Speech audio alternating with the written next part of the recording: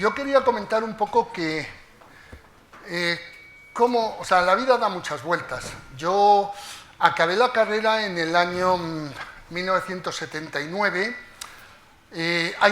Espero que una señorita que está en esta sala no haga el mismo comentario que me hizo hace ya años, no voy a dar nombres, que me dijo lo de, uy, pues yo tenía un año entonces, lo cual pues me causó un profundo... Pero bueno, bien, ya está. Aquella era una época difícil, complicada, había bastante paro, era una situación no como la de ahora es otro tipo de problema, pero era problemática. Tal era el tema que, pues, bueno, yo estuve un par de años en el laboratorio de caminos de la escuela haciendo un trabajo de investigación con una beca de investigación. Cosa curiosa, el trabajo de investigación era, y no es cachondeo, sobre la grava cemento. Bien, está claro que después mi vida cambió algo y tal. En marzo de 1982, Elsan cometió el grave error de contratarme, andaban buscando a un ingeniero, entiendo que con poca experiencia, no joven, porque entonces no me hubieran cogido a mí, y bueno, pues Elsan era una empresa que estaba estructurada en dos departamentos claros. Uno era construcción, que eran los que hacían todo el tema de refuerzos con mezclas en caliente. Elsan era una empresa que en aquel momento debíamos de tener unas 5 o 6 plantas fijas y 3, creo, móviles aproximadamente, con lo cual había una actividad muy importante. Y luego había otro departamento que era el que se llamaba conservación y que se dedicaba exclusivamente a las técnicas en frío. Y ahí fui yo a parar. Con lo cual, pues pasé de la grava cemento a las técnicas en frío. Y eso, bueno, pues ha sido parte de mi vida, una parte importante. Ya entonces sí voy a empezar con la charla. La charla, como pone el título, es que va en ese plan, insisto, esto va muy claro, no. Y antes de que cualquiera por ahí dijera lo de joder, ya están los abuelos Cebolleta contando sus aventuras y su tal, lo digo yo. Bien, vamos a ver. De todas formas, Alberto Bardesi, inicialmente esto estaba previsto de que yo daba la charla por la mañana y Alberto por la tarde. Me vino con un rollo extraño de que si tenía clase por la tarde, mira, cámbiamela, que no sé qué. No, es que simplemente me ha pisado gran parte de la charla y entonces, bueno, pues me ha pegado el cambiazo para ir él por delante. Pero bueno, algún pequeño dato exclusivamente para situarnos. Los años 84, 88, pues había un volumen de emulsiones en España, se ha dado ese dato esta mañana, entre 400 y 450.000 toneladas al año. En la última década, los números de 328.500 en 2004 se ha bajado a 131.000 en 2013. Si vemos un tema de consumos de mezclas bituminosas en caliente, no me he equivocado, sé lo que estoy poniendo. En los años 80, las cifras facilitadas por ASEDMA en aquel momento, Juanjo, tú en aquella época no eras nada en ASEDMA todavía, pero bueno, pues hablaban de estos datos. Si uno hace un pequeño ejercicio y una pequeña transformación, se podía estimar que para riegos de adherencia, para ese volumen de toneladas, pues como ven, era como un 10% de las emulsiones andaban por ahí. Si ese mismo ejercicio lo hacemos en los últimos 10 años, pues curiosamente entre un 40 y un 50%, y esta mañana se ha dado más o menos ese dato aproximadamente, de las emulsiones que se consumen en España son para riegos de adherencia. Volviendo a esto, ¿qué quiere decir? Pues hombre, que en los años 80 casi el 90%, habría una cierta cantidad relativamente pequeña en riegos de imprimación y alguna cosa así, pero como el 90% de esas emulsiones iban destinadas a lo que eran las técnicas en frío, en aquel momento. Datos de consumos de mezcla bituminosa en frío en esos años. Había las que llamábamos mezclas abiertas en frío, que como ven, estamos hablando del orden de 1,5 millones de toneladas. Las mezclas de ensasigrama emulsión era algo simplemente representativo, eran unas cifras muy pequeñas, pero esencialmente eran las mezclas abiertas en frío. Yo ya voy a adelantar que esta mañana Alberto ha hecho un comentario sobre que para él las mezclas abiertas en frío están en la UBI, en situación de casi muertas, etc. Es verdad, pero discrepo completamente en cuanto a su posible futuro, a qué se debería de hacer, porque creo, las he trabajado bastante, las usé muchísimo y sinceramente creo que es una técnica muy interesante. Bueno, tema de lechadas bituminosas, pues igual, en la época aquella, finales de los 70, comienzo de los 80, realmente hay unas cifras pequeñas. Empieza a haber un salto importante en 1986. A principios de los 1981, por ahí, se introducen en España el tema de las emulsiones modificadas y el empezar a hacer unas lechadas más gruesas, aplicables incluso en 2 capas, cambia completa, aparecen máquinas, las máquinas se modernizan algo, aunque vamos a ver que se utilizaban máquinas sensiblemente, no he puesto ninguna foto de ninguna máquina de las de ahora porque todos las conocen, las hemos visto, pero sí de las que teníamos entonces. Aparecen las rastras con sinfines que mejoraban el reparto y se produce un cierto salto ahí ya importante, empieza a hacerse una actividad mayor. Bueno, volviendo un poco a comparar los datos, pues algo muy claro. Y es que el mercado de emulsiones ha caído muchísimo y creo que se puede decir que ha caído muchísimo porque ha caído sensiblemente el mercado de las técnicas en frío, que en los años comienzo de los 80 tenían una importancia grande en España y ahora pues no. ¿Qué es una mezcla en frío? Pues es una combinación de árido con un ligante bituminoso, me voy a poner las gafas que si no, de características tales que se puede fabricar, extender y compactar a temperatura ambiente. ¿Qué las caracterizaba? Pues son muy simples los equipos de fabricación y puesta en obra, permitían su almacenabilidad, podían utilizarse áridos prácticamente de cualquier tipo, incluso con unos niveles de humedad relativamente altos, con un cierto grado de humedad, al fin y al cabo era lo que le incorporabas, se manejaba muy bien y evidentemente significaba un ahorro energético respecto a las técnicas en caliente. Ya entonces se hablaba de esto. Y luego vamos a ver un momento, un pequeño documento. Estaban las mezclas cerradas en frío, las gravas emulsión y las mezclas en frío abierto. Las mezclas en frío, bueno, caracterizadas por bajo contenido de huecos, en fin, una serie de datos. Se usaban poco en España, incluso en aquel momento. La grava emulsión, se ha hablado esta mañana de ella, yo también estoy de acuerdo que es un material que no entiendo mucho que no se utilice mucho más, porque creo que es un material con unas características estupendas, fenomenales.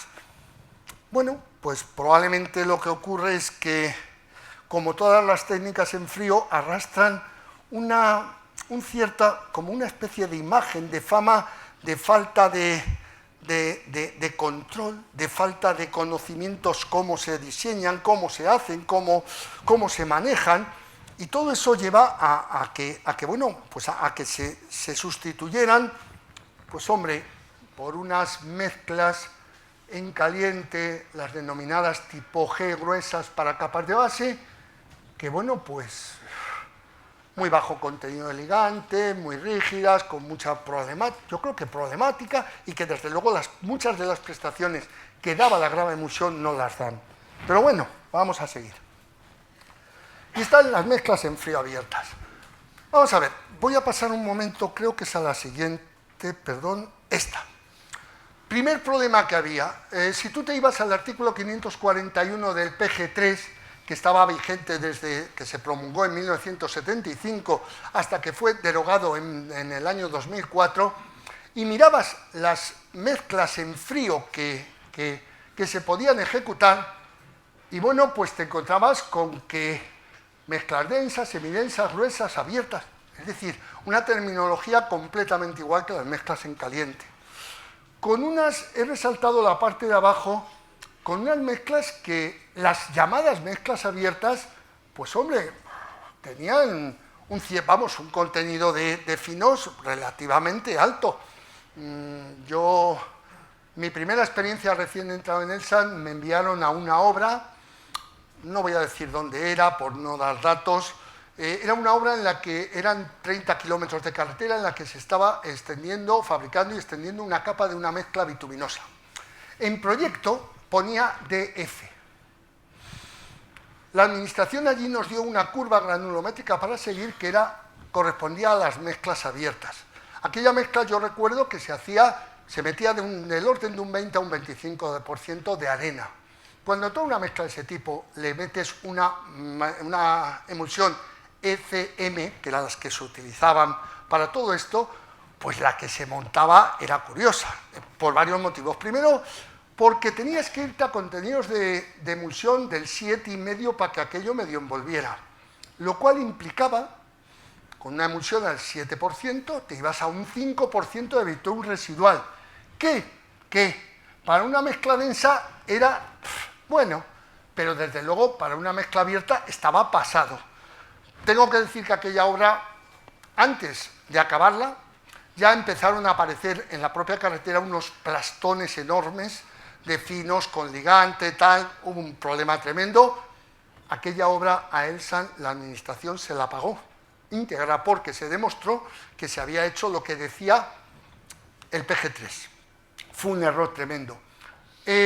Realmente, ¿cuál era uno de los primeros problemas que había? Que cuando ibas a venderle a alguien una mezcla abierta en frío, tú le decías, oye, no, mira, pero es que yo te voy a hacer una mezcla abierta en frío que tiene un contenido de hueco superior al 20%, que por el tamiz 2,5 menos del 5% y que por supuesto por el 0,08 de 0 a 2. Es decir, eran unas mezclas que las fabricábamos cogiendo un Gravin 3,6, un 6,12 y según el espesor de capa un 12,18, si no ni eso, según.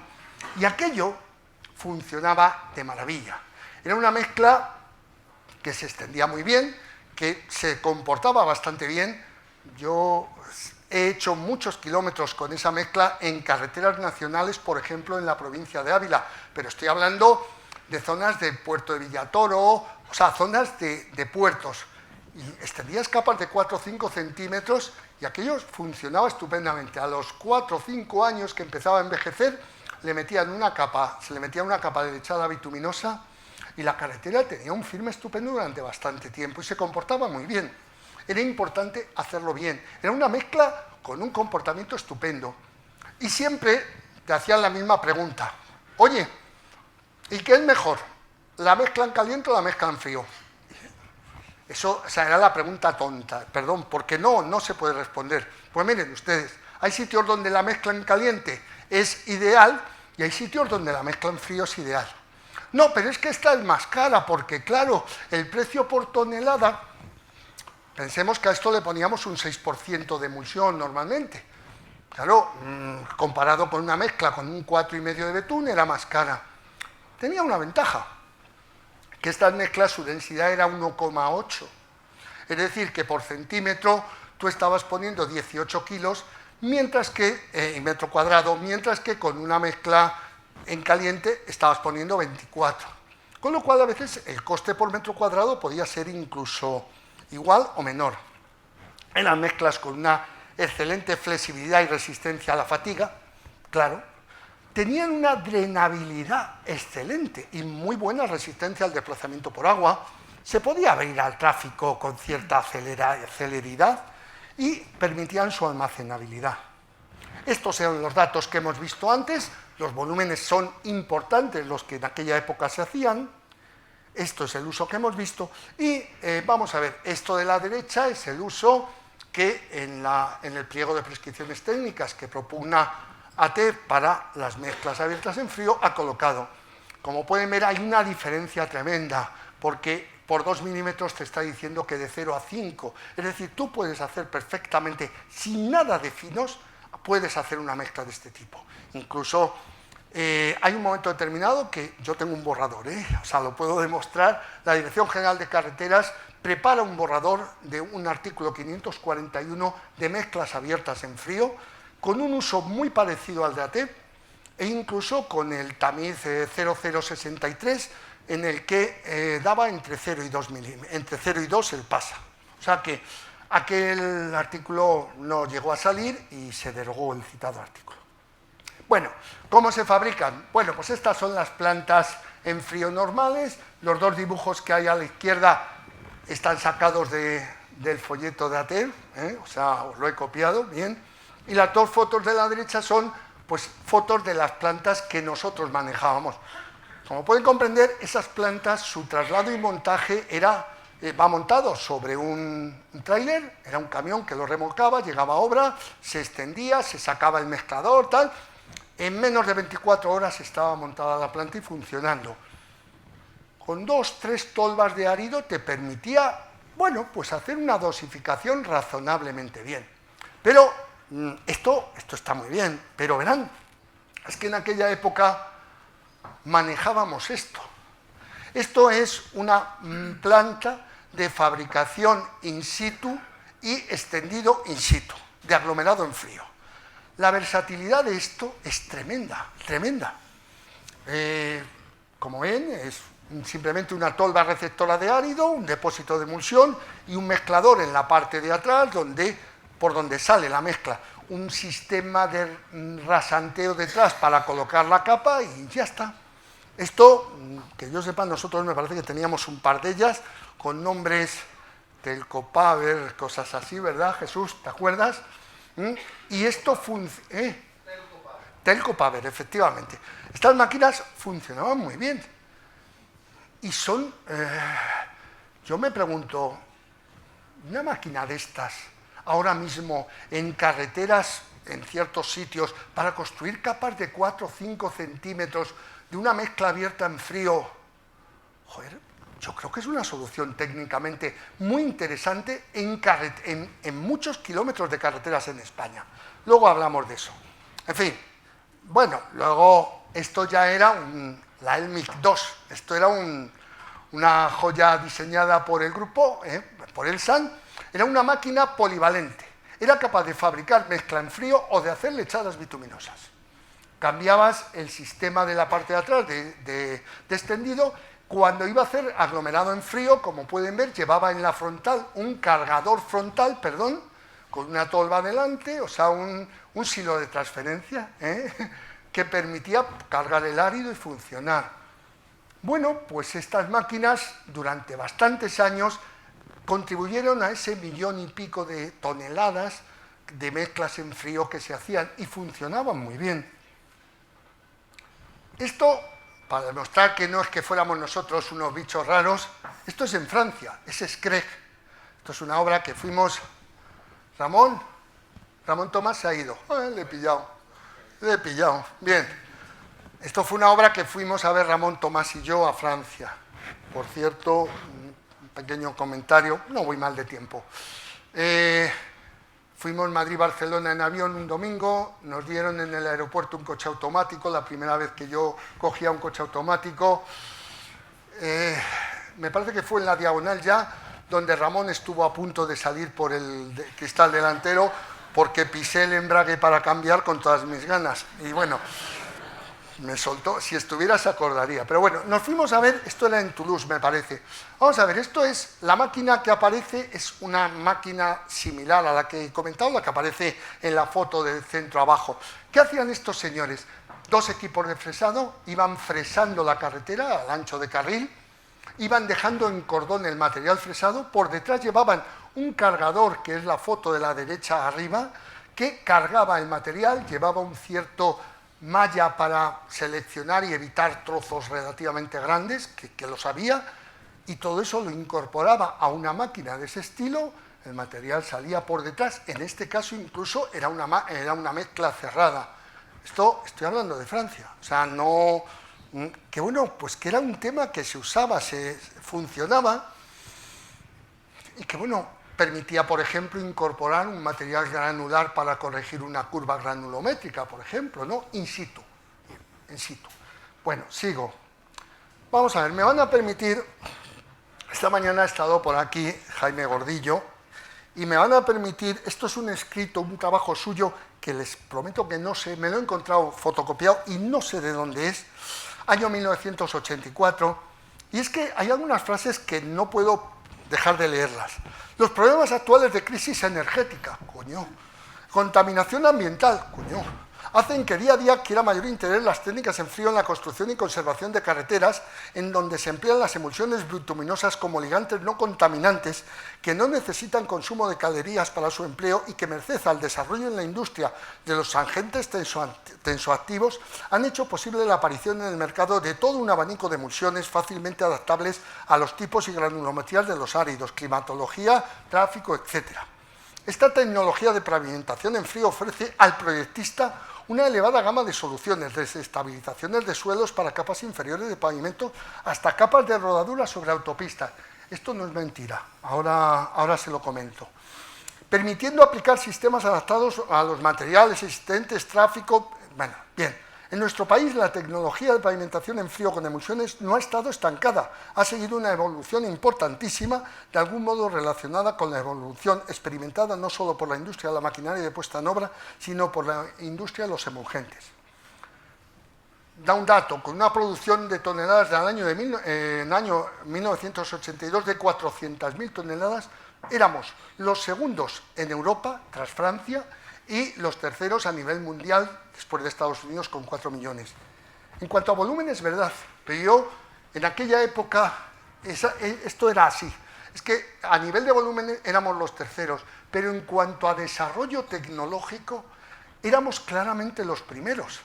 Y por eso, las tecnologías en frío que se manejaban en España se estuvieron vendiendo, ¿verdad, Jesús?, en todo el mundo, en muchos países, porque era una tecnología absolutamente innovadora, era muy, muy buena. Bueno, pues era economía y simplicidad de la maquinaria y equipos de fabricación, ahorros energéticos, ventajas ecológicas. Caramba, hemos estado usando estas mismas expresiones esta mañana. Esto está escrito en 1984. Bueno, se desarrollaron algunos tipos de mezclas especiales. Esto es lo que quería. Hombre, Ana, por Dios, vienes ahora. Acabo de estar hablando de... Joder, acabo de estar hablando de Jaime. ¿Así no le puedes contar que he hablado de él? Ay, ¿lo vuelvo a repetir por ti? Bueno, bien, sigo. Bien, por ejemplo, se hicieron unas mezclas bituminosas en frío especiales, jugando con ligantes modificados, que aplicadas en capas de alta velocidad, en capas delgadas, por ejemplo, se hicieron como 100.000 metros cuadrados en la autopista Sevilla-Cádiz. Se planteó allí, la solución inicialmente se planteó por un problema de reflexión de grietas de las capas tratadas con cemento que tenían abajo y que no conseguían parar con lechadas ni con nada. Con esto se paró, pero no solo eso, aquello estuvo 10 años en uso porque además descubrieron que encima era drenante y les funcionaba de maravilla, como es lo que cuento a continuación. Estas mezclas se diseñaban con 25 a 30% de huecos. Se hicieron unas mezclas, que esto es lo que ha comentado Alberto, mezclas abiertas de estas en las que incorporábamos fibras y emulsiones modificadas y que se colocaron en sitios especialmente difíciles con unas prestaciones excelentes. Y al final, el coste no crean que tenía por qué, el coste por metro cuadrado no tenía por qué ser mucho mayor. Bueno, tratamientos superficiales de riegos con gravilla, se ha hablado esta mañana. Yo solo he puesto aquí pues algunas imágenes de las cisternas, de los cascos de seguridad que llevaba el del compactador, por ejemplo, en la foto. Y lo del lado derecho fue otra tecnología que se desarrolló en aquel momento. Y es que, si se fijan, hay una doble rampa.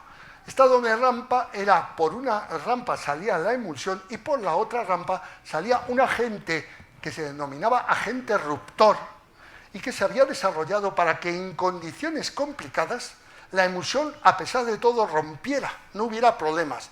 Por ejemplo, yo no me olvido de un tramo de ensayo que se hizo en una carretera de Guipúzcoa. José Antonio, también se me ha ido. Ah, no, estás allí.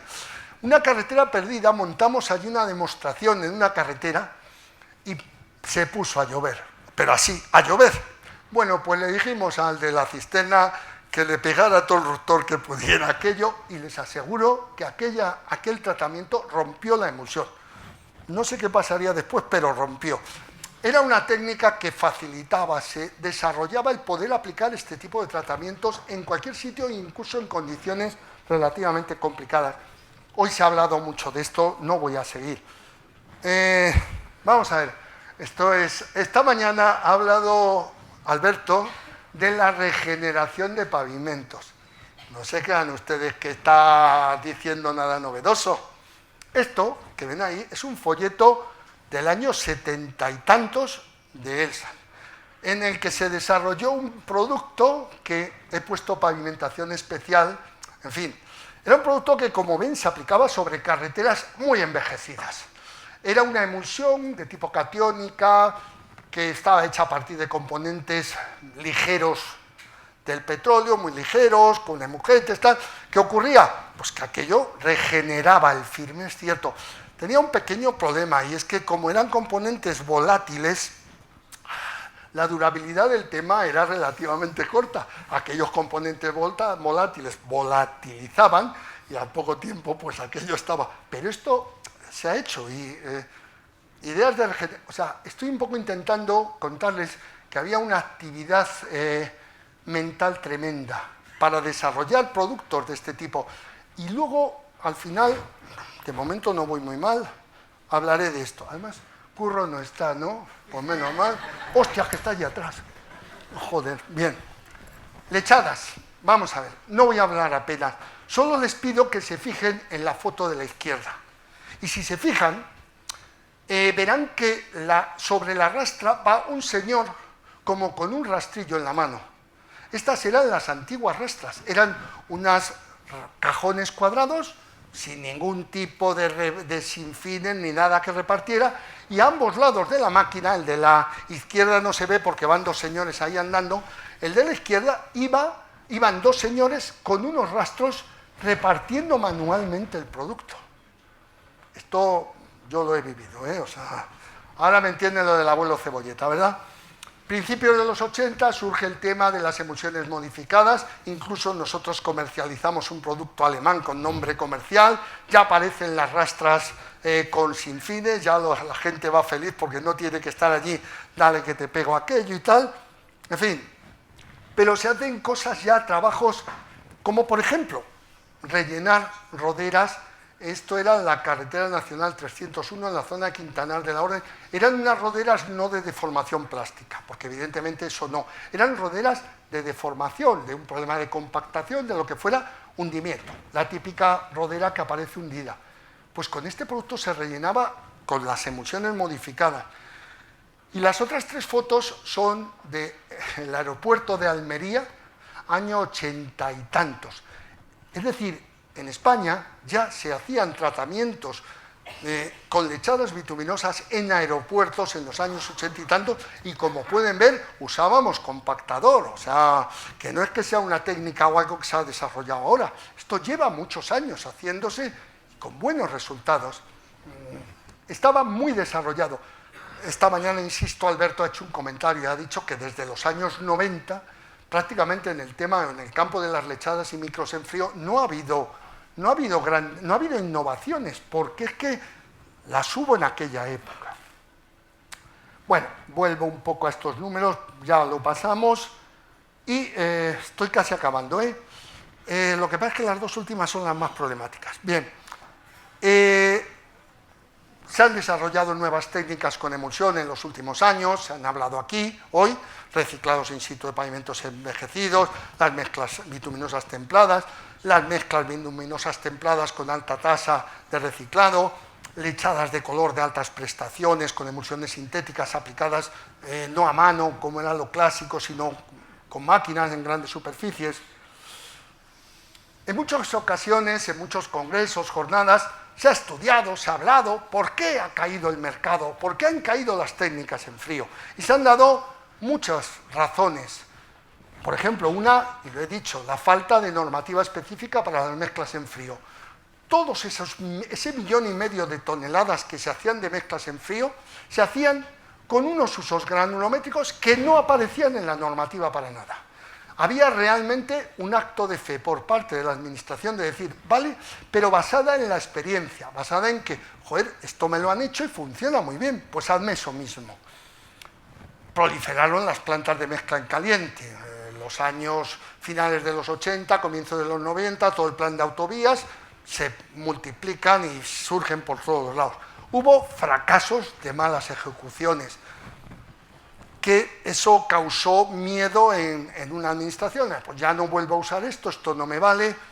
Eso pasó con las lechadas bituminosas en el año 89-90, una campaña tremenda de la Dirección General de Carreteras del Ministerio de Fomento, en la que se hicieron, no sé, o sea, muchísimas obras, muchas de ellas donde no se debían de hacer, y hubo fracasos importantes, pero no por el producto, aunque en algunos casos sí, porque aquello, para variar, se adjudicó por subasta, y claro, bueno, pues pudo pasar de todo. Pero bueno, hubo muchos fracasos y durante años las lechadas bituminosas han estado prácticamente proscritas en la Dirección General de Carreteras por esos fracasos. Prevalecían criterios económicos a los técnicos, y esto luego lo comentaremos por qué. Eso fue llevando a la desaparición de unos medios mecánicos y de personal específicos de las técnicas en frío que acabaron desapareciendo y que eran fundamentales para una buena ejecución de esos tratamientos. Y porque es que ha habido una auténtica obsesión por tratar de equiparar el comportamiento mecánico de las mezclas en frío con el de las mezclas en caliente. Claro, esa comparación no funciona, no puede funcionar, no puede. ¿Por qué? Pues porque son técnicas que cada una tiene sus campos de aplicación, tiene su especificidad, y es lo que hay que hacer, usarlas donde se deba, no donde no se deba. Y esta es la última. Lo que he intentado es qué causó, qué hizo que en aquella época hubiera un desarrollo tremendo de las técnicas en frío. Porque a veces es cuestión de tratar de reproducir circunstancias o situaciones, o ver si se pueden reproducir esas circunstancias.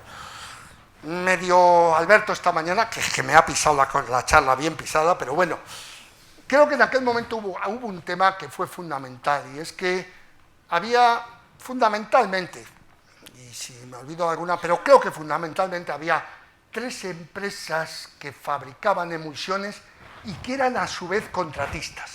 Es decir, había un interés muy claro por desarrollar las técnicas en frío, porque era un doble negocio. Negocio de fabricar y negocio de aplicar. Está claro, me estoy refiriendo a Provisa, me estoy refiriendo a Corbion y me estoy refiriendo a Elsan. Y eso hacía que el mercado tirase para adelante y hubiera una auténtica guerra, y aunque éramos enemigos, pero estábamos en el mismo carro y tirábamos del mismo carro, tratábamos juntos de desarrollar las técnicas en frío. Había una disposición de medios mecánicos y humanos adecuados. Bien. Prevalecían criterios técnicos a los económicos, y esa frase que he puesto a continuación, y políticos, ¿a qué me refiero? Hoy en día, por desgracia, muchas veces hay administraciones que se plantean en una cierta carretera aplicar una técnica en frío, un riego o una mezcla en frío, porque es una solución absolutamente adecuada. Y le llega el alcalde correspondiente y le dice que de qué, que en su pueblo se le pone un tocho así de aglomerado como el de la carretera, que yo pago los impuestos igual que los demás. Es decir, hoy en día hay, por desgracia, connotaciones políticas que a veces prevalecen también sobre otros gestos. En aquella época había una investigación y desarrollo continuo de nuevos materiales y productos finales. Claro, claro. Si tú tienes una actividad económica bien, importante, que evidentemente genera ingresos y genera beneficios, una parte de esos beneficios los puedes destinar a continuar mejorando, investigando. Si tú estás, como estamos por desgracia, trabajando en todo ahora, en gran medida, yendo, pues eso, a perder, en teoría, a perder dinero en las obras, difícilmente puedes dedicar dinero a investigación. ¿De dónde? ¿De qué? Bien. Había una actitud receptiva de los técnicos de las administraciones, conocían muy bien las aplicaciones de cada producto y cómo usarlo. Y luego había unas carreteras adecuadas para su utilización. Porque, vamos a ver, hay que tener muy claro una cosa. Las técnicas en frío valen para determinadas cosas. Tienen unos campos de aplicación muy claros, en los que además las mezclas en caliente generalmente no valen o dan mal resultado. Y al revés, hay sitios donde una mezcla en caliente tiene su claro campo de aplicación y donde una técnica en frío pues no es solución y puede dar problemas. Hay que tener muy claro, y ese debe de ser uno de los objetivos, de tener muy claro los campos de aplicación de las técnicas en frío y hacer una labor de difusión, de conseguir que la gente conozca esas aplicaciones. Y, por supuesto, hay que conseguir una connivencia, Alberto lo ha venido a decir esta mañana, una connivencia absoluta entre fabricantes y aplicadores. Y si ya pudieran ser los mismos, ya es que sería la leche. Lo que pasa es que ahora mismo, pues prácticamente, salvo algún caso aislado, no es lo normal. Y bueno, pues es que era como funcionaba esto. Respecto a las carreteras adecuadas, no, es que ahora la red de carreteras que hay en España, pues tenemos 166.000 kilómetros, de los que hay 26.000 del Estado, una red donde es otra cosa, hay 72.000, me parece algo así, de comunidades autónomas, y hay unos 68.000 de diputaciones y cabildos, etcétera. ¿A qué se llaman? Si entramos al tema de vías de baja intensidad de tráfico, carreteras de baja intensidad de tráfico, pues depende. ¿Qué decimos? ¿Que sean carreteras con menos de 2.000 vehículos día, por ejemplo? Bueno, por poner un número, podemos tirar más abajo, pero bueno. Pero es que en España hay como 110.000 kilómetros que cumplen esa condición. ¿No les parece que hay un mercado potencial para las técnicas en frío muy bueno? Porque además la mayoría de esas carreteras son carreteras con firmes muy flexibles, en los que soluciones en frío en capas delgadas funcionan extraordinariamente bien. Perdón, vamos a suponer que son capas granulares o antiguos macadam, que encima están contaminados y tienen algo de plasticidad. Oiga, la solución perfecta, estabilícenlo con cemento o cal, y encima, como ponga usted encima una capita de 5 centímetros de aglomerado en caliente, prepárese, que las grietas van a ser sonadas. Ahora ponga usted una capa de 4 o 5 centímetros de una mezcla en frío abierta y yo les aseguro que no va a haber grietas que se reflejen arriba. Y aquello se va a comportar estupendamente. Es decir, hay carreteras adecuadas para su utilización. Entonces, yo creo que vale la pena que ahora mismo me parece muy bien que estemos desarrollando nuevas técnicas, nuevas soluciones, las mezclas templadas. Yo no quiero ser agorero, pero está la espuma de betún y en reciclados también, y es un enemigo ahí para las emulsiones importante. Luego, las mezclas templadas, o metes un porcentaje alto de material fresado, o económicamente es inviable. Es inviable. No hay más que echar cuentas de cuánto cuesta el betún, cuánto cuestan las emulsiones, y para poner la misma cantidad de betún, cuánto hay que poner. Económicamente es inviable, salvo que vayamos a altos porcentajes de fresado, lo cual ya exige un cierto tipo de plantas, unas otras condiciones, etcétera, etcétera. ¿Vale? Mientras que las técnicas en frío por sí mismas son posibles. Entonces, esto no va a resultar en un año ni en dos. Yo, y con esto me acabo, luego ya he dicho públicamente que estoy convencido que en 10 años, serán 12 o serán 8, las técnicas en frío o a menor temperatura se van a imponer porque van a venir impuestas desde Europa, por temas medioambientales, etcétera. Sería una pena tremenda que un país como España, que ha sido prácticamente el número 1 en tecnología, en emulsiones y en mezclas en frío y en técnicas en frío, nos vengan con soluciones que encima a lo mejor nos creen problemas o no tengamos desarrollos adecuados para eso. Esto creo que ahora mismo es un tema para hacer un planteamiento a unos años por parte de ATEF o quien sea, pero un planteamiento serio a desarrollar, a intentar ver la posibilidad de desarrollar las técnicas en frío que se conocían. Y lo digo así de claro. Muchas gracias por su atención.